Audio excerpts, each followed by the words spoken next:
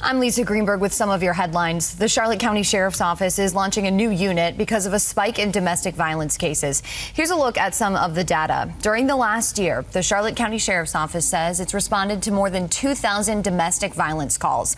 That's why deputies say they're launching this new unit to focus on this type of crime. It says this group of deputies includes a domestic violence investigator, an intelligence technician, and a victim advocate. Nearly 1 in 5 adults in our country live with a mental illness, according to the National Institute of Mental Health. And the CDC says in 2019, suicide was the 10th leading cause of death in the United States. It claimed the lives of more than 47,000 people. The National Alliance on Mental Illness in Lee, Charlotte, and Hendry counties is hoping to change that. This weekend, the organization held a walk and event to raise awareness on mental health issues in our community. Dr. Paul Simone is a board member and says the organization wants to give people in Southwest Florida hope. You know, we know that 1 in 5 people struggle with mental illness in the country, largely depression and anxiety. So, you know, either it's us or somebody we know closely, and we need to be able to talk about it in very plain terms as just what's part of life. And so everybody gathered here today are really wanting to do that and wanting to make sure that we support one another and we support those in the community that struggle with mental illness. Now, you can find out more about the National Alliance on Mental Illness in Lee, Charlotte, and Hendry counties when you go to our website, fox4now.com. The Orange County Sheriff says his investigators are now focused on the autopsy results and building a timeline into the disappearance and death of Mia Marcano.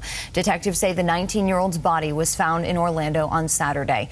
They were searching the wooded area near an apartment complex where the person of interest in her death lived. That's when they discovered a body we believe to be that of Mia Marcano. Detectives notified Mia's parents of our tragic news. Our hearts are broken. I told you Thursday that hundreds of Orange County Sheriff's Office personnel were committed to this case and working very hard. Everyone wanted this outcome to be different. Really is so sad to think about. Now, the sheriff says Marcano's ID was found near her body. She was last seen September 24th at her apartment near the University of Central Florida. Investigators say the person of interest, Armando Caballero, was a maintenance worker there and used a master key fob to go into her apartment that day. He was found dead earlier this week of an apparent suicide.